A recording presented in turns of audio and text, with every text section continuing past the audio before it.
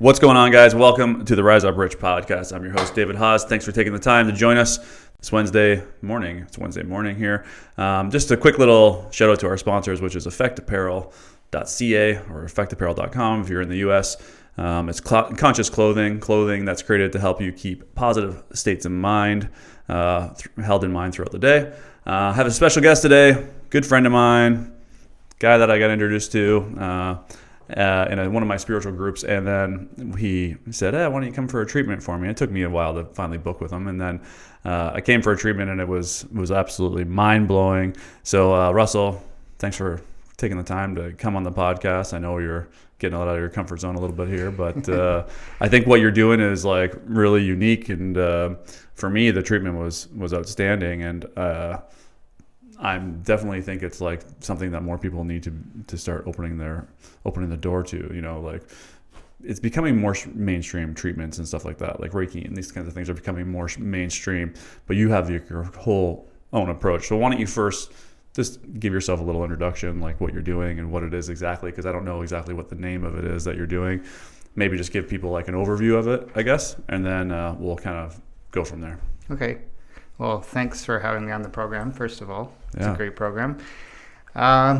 Describing what I do is difficult because everybody seems to have their own experience. What I've done is I've taken massage and some Chinese medicine studies, and I've combined them together. And what I realized is that there is something missing that would combine the two so that the results end up staying instead of coming and going. And what that was movement. So I get people to do these movements that I kind of worked out throughout the system to help move. In Chinese medicine, the word is qi. I'm sure some people have heard of that. Yep. It's the life force. Mm-hmm. So it's kind of hard to explain to people because I studied 5 years of Chinese medicine, and it takes a long time to... It's like asking someone, what's the answer to the universe? It's like, do you have a couple minutes? Yeah, right. Yeah. So that's basically the difference. It can range from people being tickled to they say, I have Wolverine claws. I don't know what your experience was. Yeah, right. Well, for me, I mean, just to give it an experience, to tell you what I come in on a massage table, meet with Russell, actually came right here to the studio. We did it. And then he has me start moving my arms and certain circles, and then he's tapping me in these spots and literally tapping me lightly, but I was feeling like it was like you were literally stabbing me with a knife. And as he's tapping me in these places, he's asking me like what emotions are coming up, what experiences are coming up, and these are the emotions that I was holding on to. And emotions, as we know, are held in the body. And so when you can learn to release those emotions, and this is like a big thing of what I'm doing with my coaching, is teaching people how to become free of their emotions. So there's multiple ways to do that, and your technique is one of those. So just from my own experience, while I'm laying on the table and you're tapping me, and there was one particular thing that I was like really holding on to that you were just like kept on jabbing me, and you're like, you gotta work through it. I'm like, like scream. And it's not like crazy painful, it's just uncomfortable, painful. And then the moment that I like felt the release, then you were still tapping me, and then I was like, I'm like, you're tapping me lighter now, and you're like, no, I'm like tapping you the exact same pressure, right? It's like you're just hitting these proper spots. Now, does that mean like, are you finding these spots, or are these acupuncture points, or what is it? Yes, that's a good question. They are acupuncture points, and what you're feeling with that tightness is learning how to relax the brain, because the brain and the body were actually really good friends in the beginning, but eventually the brain turns into this like evil roommate, and it just keeps prodding you and poking you, and it wants control. So what that does is it's that meeting point. The pain is the meeting point of where you're trying to release control from the brain and allow the body to speak up again, because pardon me, the lights in your car go off, and it's like you're ignoring the lights. Wow. So you just keep going and going, and things are breaking down, and you're not understanding why. The other part of it is that the body doesn't have timelines. So usually when things are happening as a kid, or you have falls out of a tree or whatever, that gets stored in your memory, and along with the emotion, because you might have been alone, there was no one to help you. And so, again, that also comes up to the surface and gets released. So sometimes you do know what it's about, but sometimes you don't, and it doesn't really matter. Yeah, it just right. releases. Yeah, and that's I tell people in my letting go process, which is a more of like just identifying the past traumas or the survival patterns, which will then reveal the past traumas. I'm like, you don't really need to identify exactly what it is. Like, it doesn't need to be guilt or shame. It's just like, what does it feel like? If it feels like shit, then feel like shit, right? Just allow yourself to experience that emotion. But you're taking it to a whole new level and like making that mind-body connection, which I think is so huge, because I've been reading a lot of Joe Dispenza lately, and he's all about the mind and the body connection. He calls it your three brains, which is the mind, the body, and the spirit kind of thing, right? So he's talking about how emotions are getting trapped in the body. So I think what you're doing is helping people make that connection, or become aware at least of that connection, and then you're feeling a physical release. Because I remember after I had the treatment with you, I was like exhausted after. I had to go home and I was slept, and the next day I was still like kind of cloudy, but then finally I started feeling lighter, and the feeling that I get normally from the process of letting go. It's like, if I really truly let go of an emotion, like after I come out of a meditation, for me it's like I feel lighter, right? And that's what I ended up experiencing with you, was that light feeling. But it took a little bit longer. I think it was probably because what we were working on was like deep and being trapped in the body for so long, right? So I think that's what a lot of people, I think a big misconception about treatments, because you and I have been a part of a lot of treatments, with the Andrew's group and everything, and there's like a kind of like a woo-woo mystical kind of vibe around what a spiritual healing treatment is, or what acupuncture or any Reiki or any types of these things are. But I mean, ultimately for me, I think what it comes down to is that we're all interconnected. And, this is stuff that's been in the field for, 2,000 years. And it's just about, getting someone on the table and having the pure intention that you want to help them. And then from that, people you'll be able to connect to what's going on and help them release things. Is that what your experience is with treatments? Yes, all of that. Plus, just understanding that the biggest thing is, I find that helps people is by doing the movements. It's kind of like there's hidden reasons behind it. Not only does it circulate what they again call chi in the body, but it also gets you into your body, so that most people will say, oh, I'm not coordinated, I'm not this or that. But I never asked them to coordinate. So that's interesting. So right. I see that as a response from the brain. The brain is releasing and in control, and it doesn't like it. So it really battles with me and the person. But then as soon as they release, the body just releases. Yeah. So. Yeah. So were you a massage therapist though? Yes. Oh, okay. Yes. I started off with massage back in 97. And I was that annoying student in the class that was always like pulling the teacher over and saying, oh, look at this, look what this does, look what this does. And my teacher would be like, Russell, just learn what you need to know for the board exams, and you can do all that later. Right. So, yeah. And then I always have kept that curiosity. I ended up going to Chinese medicine school. So I describe it, when you go to massage therapy school, they're like, here's your physical body. You're like a butcher, you tenderize the muscles. And then with Chinese medicine, it's like, here's the electrical system. So it's like an electrical engineer. You go and you see how the circuitry works. And then, again, the movement helps everything piece together like the glue. Yeah. And there's pretty much like no one doing what you're doing. No, but I am training now. Finally, nice. Some people. Yes. Oh, yeah, that's amazing. Super excited about that. Yeah, and then we're lucky enough, if you're in Windsor, we're lucky enough to have you here, because there's like nothing like it. I've never experienced a treatment anything like that before. Like, I've done every type of treatment I can think of, and that one was it was mind blowing. So let's talk a little bit about about the Chinese medicine a little bit more, because you studied Chinese medicine for 5 years, and I think even when you say the word qi, like, people understand it as the energy of life. And now, is chi and kundalini the same thing, or like they're both life force energies? I'm assuming. Yeah. So, how how would you, I understand you would describe it as the energy of life, but is it more of like the energy of like the connectedness, or is it just the energy of the body? Like what is chi? That's a good question. Yeah. Again, I don't have the time to explain the history. Yeah. But I mean, what I can try to simplify it into, like, for scientific reasons, our brain works on electrical energy. Okay. Right? It fires electrical impulses across our brain, and then we create thoughts. So if you just extend that to the whole system, the nervous system and the brain, then throughout the body, then you start to realize, wow, we have an electrical system. So getting your mind around that first is the most important thing. But it's when you don't have any experience, because we're humans, so we learn through experience with something, then we can study or read about it. But until, like, say for driving a car, you don't know what it's really like to drive a car. You could read the manual, you could read how to do it, but it's until you step on the gas and the brake that you really understand driving. Right. So. Yeah, definitely. I think that's a great analogy for people that are like on the fence of whether they think they should go get a treatment or whatever.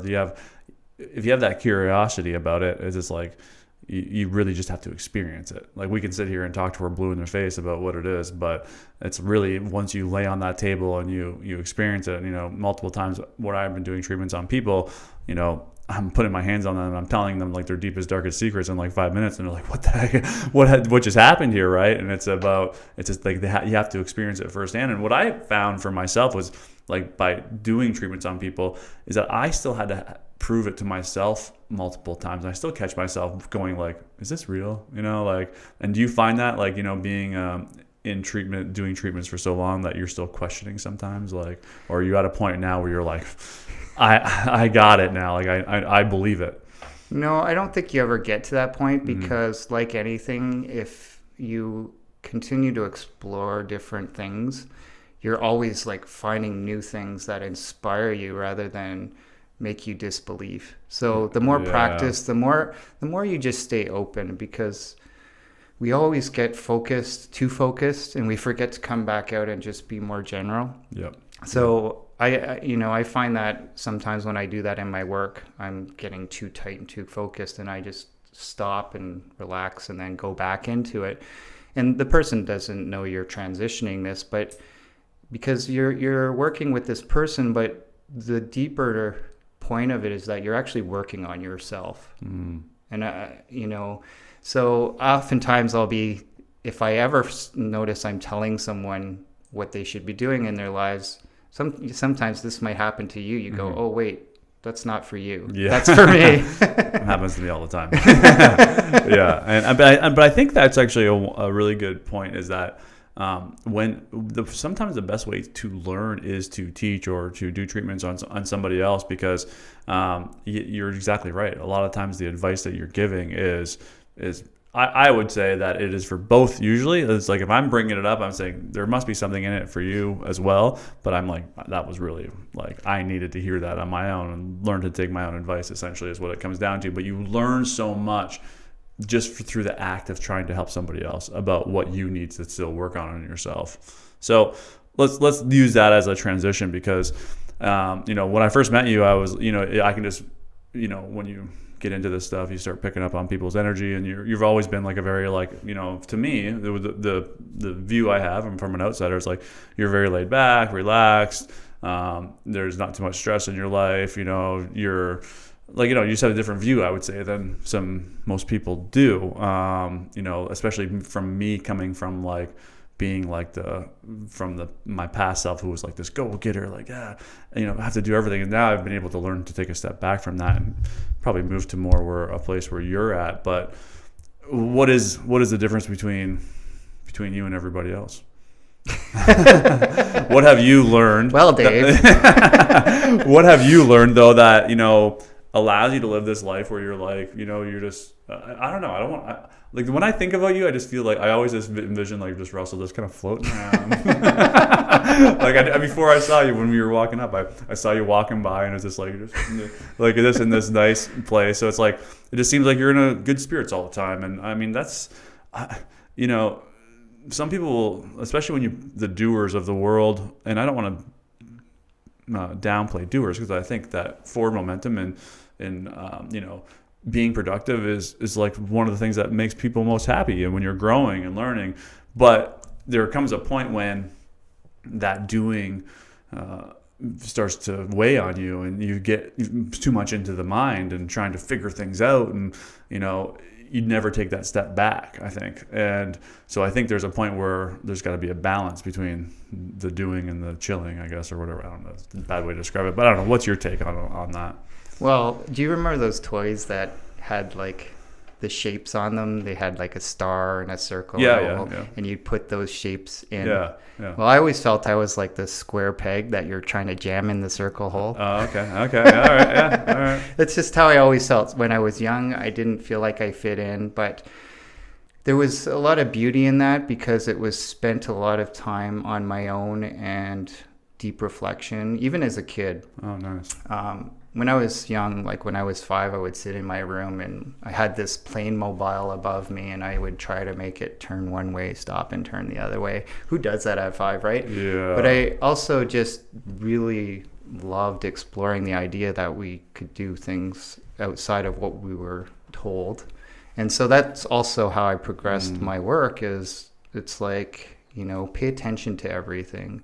Like, don't make judgments on anything. Just take it in for what it is. If you have a reaction to it, obviously, like, feel the reaction, like you were saying, and let it pass through you. But, a lot of the time we just fight ourselves. We just keep trying to make everything great. Like, our downtime should be explored and celebrated just as much as our uptimes. But, that's such a taboo thing. Like, oh, you're feeling depressed. Well, what can we do about that? Why don't you just cheer up? Like, that's not an answer. Yeah. It's like, why isn't it like, oh, let's sit with that. Let's see if we can move through it with you. Yes. I'm here to support you. Love that. Right? Yeah. So that's a big thing I've been on lately is like the difference between sympathy and empathy, right? Which, like, sympathy is like feeling sorry for somebody, and empathy is feeling with somebody, right? And I think like that's exactly the process of letting go. Is like when you're feeling down, it's like, okay, just feel down, and the best way you could support somebody in that moment is to be like, I feel it with you. Like,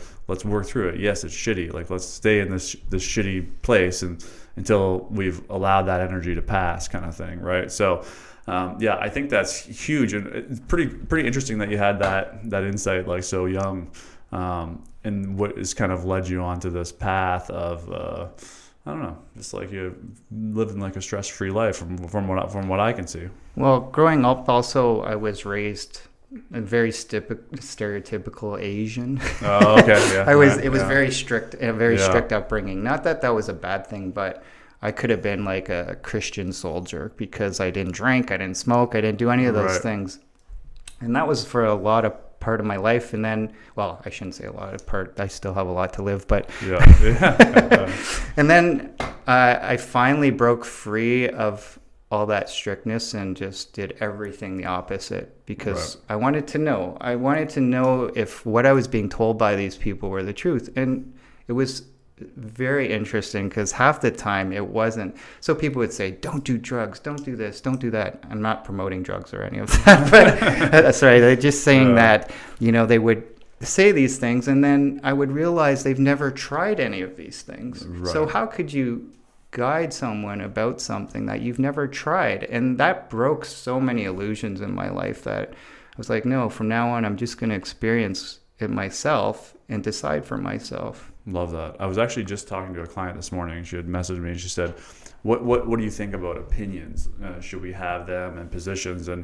And my response to her was that, Hawkins, who I would say is like, the teacher that I follow most, he always advised against not having positions and opinions. And then her response to me was that, well, how do you make any decisions if you don't have any opinions? And I was like, touche. It's a good response. But for me, and I think this is what it was for you too, is that I have just let go of my attachment to any opinions that I have or positions that I have because I don't know if it's the truth or not. And I mean, Hawkins was talking a lot about getting connected to the ultimate truth and then, just following that truth. And so that's essentially what I've tried to do at this point now. Yeah, I think you still have to have, I guess, like it would be probably hard to run a business if you don't have like an idea of what you think is going to be in the highest good to move your business forward, but not being completely connected and like being so rigid with that opinion, and being open to the fact that maybe you don't know everything, right? Like I think that's essentially what you're saying, is just being open to the fact that there might be another answer out there. You know, it might not just be in that set of rules that you've, you know, learned from society, essentially. Well, and to even add to that and go deeper, it's more trying to just keep an open mind around everything and really not judge. I mean, because anytime I find we're judging on any scale, from what you think of someone to your job, whatever, I find that comes from there's some blockage in ourselves that isn't open or willing to be faced yet, which is fine. And usually it does come out through facilitation with therapies or whatnot. But meditation is always good too, just to sit and be still. But that is such a hard thing for people to do these days, which, you know, I've heard this come up numerous times in your podcast. And I guess it's trying to figure out for yourself what works best for you, because we always so externally look for answers. And I really believe we have all the answers. We just have to tune in by stillness. Yes. Yeah.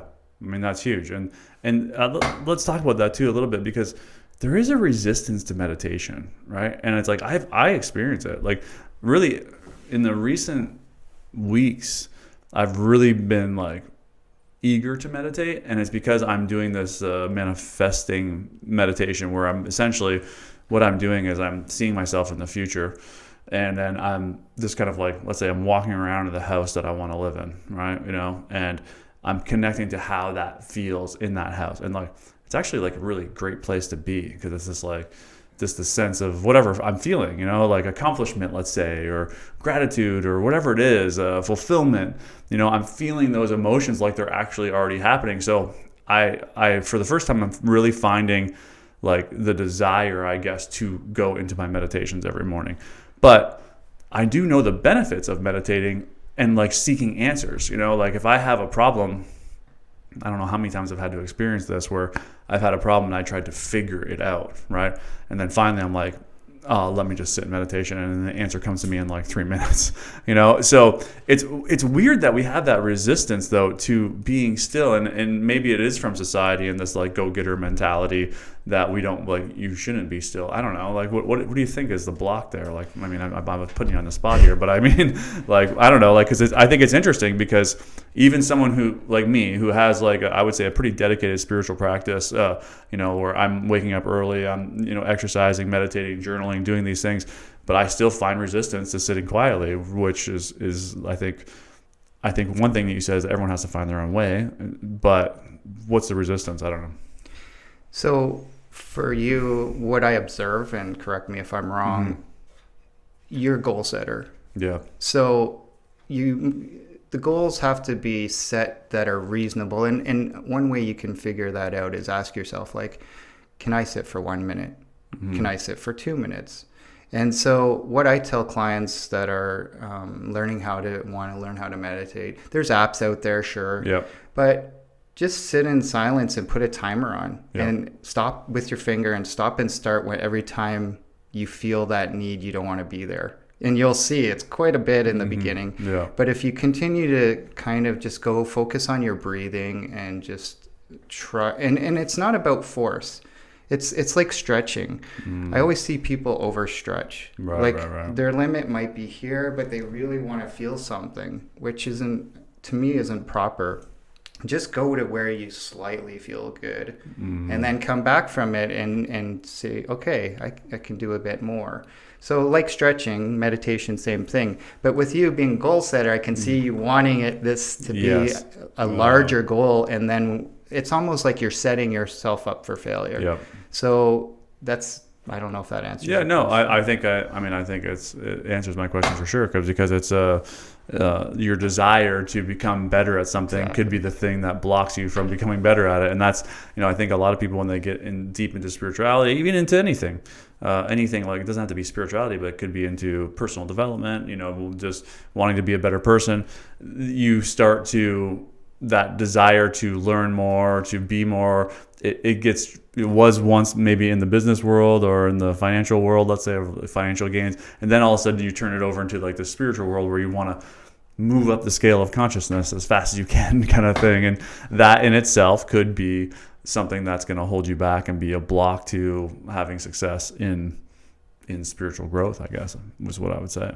Yeah. And to add to that, the other part of it is probably patience. We all know I don't think I've met one human who said on the planet that they know what patience is. Yeah. And again, that comes from all this stimulation in the world. We're overstimulated. It's clear. So that's even more reason to be able to go. But meditation to me is, you might be in your kitchen and you're doing your dishes. That's meditation. Yeah. Like, it's not this idea that you have to be all zen and sit down. Like, yes. Points of meditation happen throughout your day without you even knowing it. Yes. So. Yeah. And maybe just bringing awareness to the fact that that thing that you're doing is meditative, right? Exactly. I think just to bring awareness to, I'm allowing my mind to focus on just one thing, right? And, and my wife, who, Bree, she doesn't do any meditating or anything, but what she does do is she'll draw her tattoos for like 3 hours a night, and she's like laser like focused when she's doing that.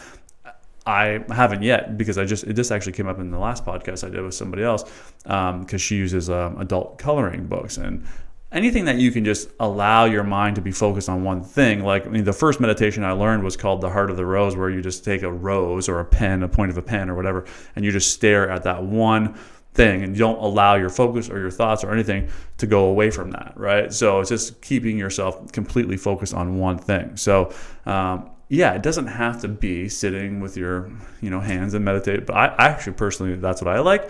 But like you said, it's different for everybody. So just kind of finding what that one thing is that just allows you to step away from it all. It doesn't have to be a long time either. It could be 5 minutes, it could be 1 minute. Like, there's so much healing that could happen in a 1 minute meditation for your mind and for your body, just for you to be able to relax. Like, I've had multiple times where I had people on the table and I say, like, how does it feel? Like, how do you feel? It's like, I feel relaxed. I'm like, well, that's probably what you need. Like, if they didn't even get anything else from that treatment, it's like, if you felt relaxed for the first time in weeks or months, it was definitely like worth it. And this is another thing I could give advice about with you doing your healings, is that you just have to see that every single person that you connect with, you're helping. One of my awesome teachers was like, if you greet the person, they're already 10% healing. Like, you welcome them as your family member. That's 10%. They're already healed, because they feel that you're there for them. Yeah. And then when you bring them in, if you listen to them, that's another 10%. So you're not even doing anything out of the ordinary, but things are happening. So we have to really learn to break down our ideas of what we think is actually helping. Everything helps in the end. Yeah. Which goes back to the whole idea that everything's connected, just like you're saying. So it's that awareness of every moment that you start to realize that everything's connected, and you can just relax. I mean, it might come off saying like, oh, just float and do whatever takes you. No, you have to work sometimes. Yeah, absolutely. Yeah. And it's about moderation. It's about, working when you have to work, not working when you have to work.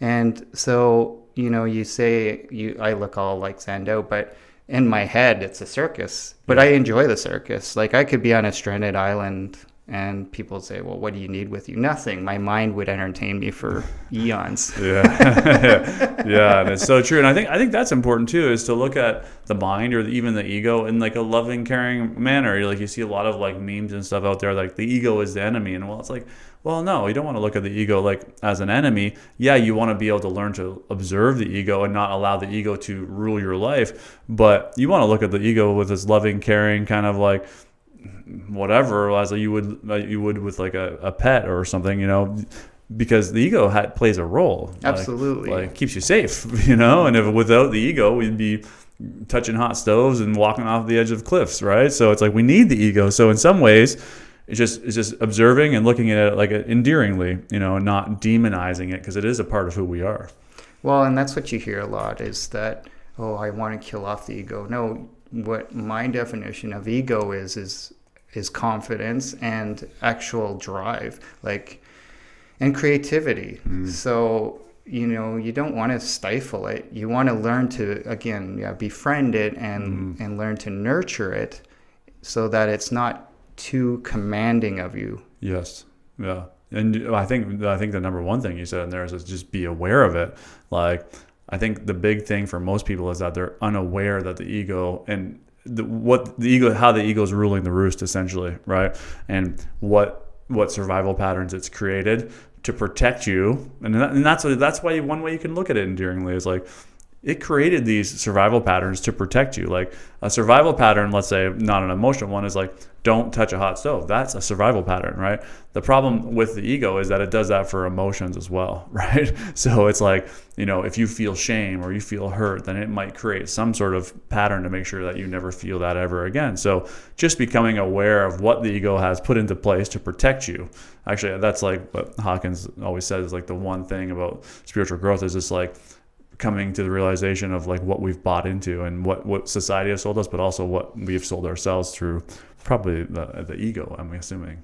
See, and this is great hearing this back from you, because I take in the feedback and it's awesome. I mean, I've never read anything from Hawkins, but again, this is my inner knowing. Like everything you're saying isn't like, wow, that's amazing. Like, I get it. That makes sense. Yeah, and I think that's why I was so drawn to Hawkins's work, was because it's just like when you read it, it is exactly that. You're like, you've known this all along, but someone finally just put it into words and you're like, oh, now I can like kind of put all the pieces of the puzzle together. So let's shift gears though quickly here, and let's just talk about the difference between like me as a goal setter and like you as like, I want to know, how would you describe yourself with regards to achievement? Because you and I have, I think we have different views, but like you're very okay with, I remember you one day saying like, I just make as much money as I need to make, kind of thing. And I've never viewed you as a person that has struggled with money or struggled with abundance. Like it feels like it's all there and you can kind of tap into it whenever you want. I'm guessing at my description of you, so you can correct me if I'm wrong, but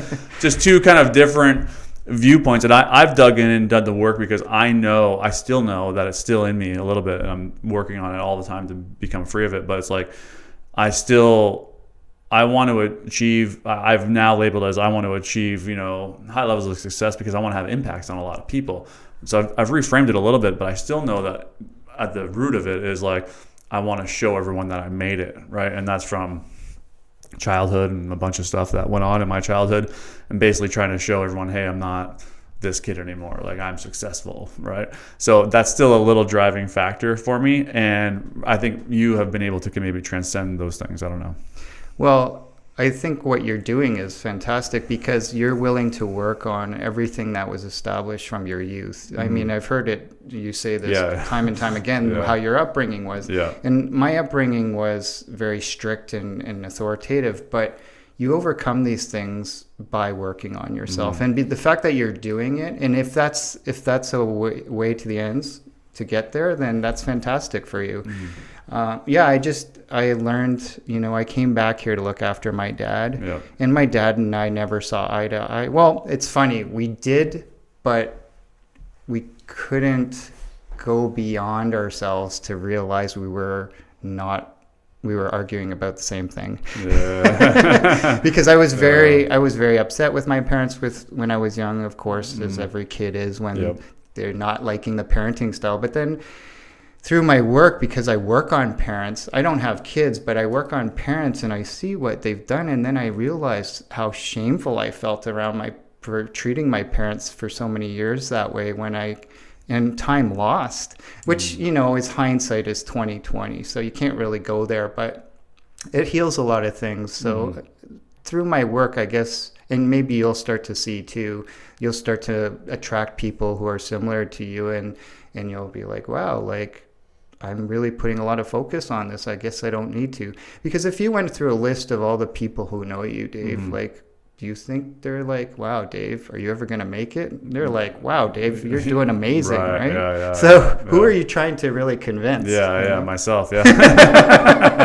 Yeah, 100%. And I know that now, actually. I know that it's me that I'm proving it to, and which, I dug into the proving thing, and basically, what I've uncovered was that when you're trying to prove something, you basically believe that it's not possible, right? So you're trying to prove that it's possible. So it's like, then I ask myself the question, like, is it possible for me to become insanely successful and speak to millions of people and do whatever? I'm like, yes, it is 100% possible. So what the fuck am I trying to prove, right? Exactly. So like, that's the work that I'm doing right now, is like, to try and let go of this need to prove anything and just enjoy the process, which, I mean, I would say I'm 90% there, but there are moments where I feel that, coming up and coming through my work, and then I have to check myself again and be like, wait a second, I'm back in getting mode, right? Like, I need to like get back to helping mode, and that's when I'm experiencing the abundance the most, is when I'm just helping people. Well, there's two tools you can use for that nature. Yeah. Nature is medicine. It truly is. So is laughter. Laughter and nature are number 1 and 2 for me, medicine. If I'm ever too much in my head, go for a walk or even just be outdoors and absorb everything. Like, just take in things, but not focus on anything. And that clears my mind. It clears everything. And it just kind of reset. So it's very hard to pull ourselves away, because, again, what I was talking about from the beginning was the brain becomes the controller, and it really is a driver and doesn't listen, because it's your body that's saying you need to get out in nature and connect with the earth, or just take a pause and be in stillness. But the brain's like, nope, not having it. I need food. I need stimulation, right? Yeah. No, I love that. I love the way you explain that. So, but you still didn't answer my question, though, about just kind of getting what you need, only what you need when you need it, and like that. Like, what is your model of around working, let's just say? Okay. Well, first of all, I'll get more. No, I'm just holding. I'm trying to hold. No, it's good. It's good. This is what happens. I tend to go on tangents. No, it's good. I like it. Yeah. So, when I was younger, because I was raised, my dad was an oncologist, so we had a good lifestyle. And I remember when I was a teenager thinking, I'm asking the universe, I'd really like to know what it'd be like to be poor, which happened really quick. That's a really easy one to manifest. Who asked for that? Yeah, right. No, but going through it, like, I went through a bankruptcy, and which is, you think is a taboo, but when I weigh it all out, like, the things, it's about failure and accepting failure, like, knowing that it's okay to fail, and in fact, it's good to fail sometimes, so that you do learn, you learn and progress. Now, if you fail and you don't learn anything from it, then that's probably the true definition of failure. yeah, that's the problem. Right. But most of the times, again, you will figure it out. Yeah. In terms of life, again, I think it's just getting out of your own way, which is your brain. So my rule is, I go from my intuition, and if it goes to my brain, it's too late, because it'll rationalize you out of that. So what I do is I do the opposite of what my brain tells me, and you're back to your intuition. Oh, that's good. Yeah, because there's been so many times in my life where I have like a gut instinct, or I have like a, and then it gets to my brain, and then I'll be like, I'll still go with that decision, even though in my gut it was like, I shouldn't have done that, right?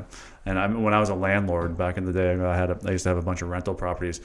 I would have a gut instinct about somebody, and I'd be like, the gut instinct was, probably shouldn't rent to this guy. But then they're sitting there with the first and last month's rent, and you got a mortgage to pay, and this is the brain coming in now, and then you make the deal, and then before you know it, you're having to kick them out and going through the whole process. So just basically not trusting the gut. And this is other stuff that, is now becoming more mainstream, is that they're coming to the realization that there are like neurons in the gut, and we actually do have like a brain in our gut kind of thing, right? So that gut instinct isn't just a saying. It's actually the truth, is like, the emotions that you're experiencing in the body are real and can help you make decisions that need to be made. And I guess that's what it is getting out of the way of the mind and that rationalization and bringing in everything that you know from the circle of what you know, and trying to make sense of it instead of just staying connected to, like, I guess, what's in the highest good. Yeah, and in Chinese medicine, that is a thing. Like it's before science decided it's a brain. The stomach has always been the second brain in Chinese medicine. Like, I mean, if you think of it, that's your energy source because you're putting food into it. That's why food is the number one thing that can probably cure anything. So yes, it's about knowing how to keep that system aligned. But, with pressures and all the life things that get thrown at you, you really have to practice. So people say, how do you get to this point? It's hard work. It's like when you go to the gym, you end up getting this strength, but once you slip, that slope is easy. You go, how did I slide down so easy? Yes. So it's constantly maintaining. But also, as I say this and hearing myself, it's also good to step out of that because it's, again, too focused. And to come back and just kind of be still. A stillness is a really hard thing. I like your pen analogy, but I like a candle better. There's something to fire, obviously. Like, we all love staring at a campfire. That allows us to kind of zero in a little easier than just a pen. Yeah, you know what? Actually, I did a retreat recently with my buddy Tony, who owns the Garage Gym, and he has this survival camp thing, and we did this huge letting go exercise around the fire. And then while we were waiting for everyone to kind of talk or do it, I was having everyone stare at the fire for the meditation, right? And using the fire as a meditation, and that was a gut instinct. Nice. Right? Yeah. And then I was just like, is this what's in the highest good? And it's let's use the fire as our heart of the rose or pen tip of the pen. And I really felt like it was really powerful. Well, I know it was super powerful.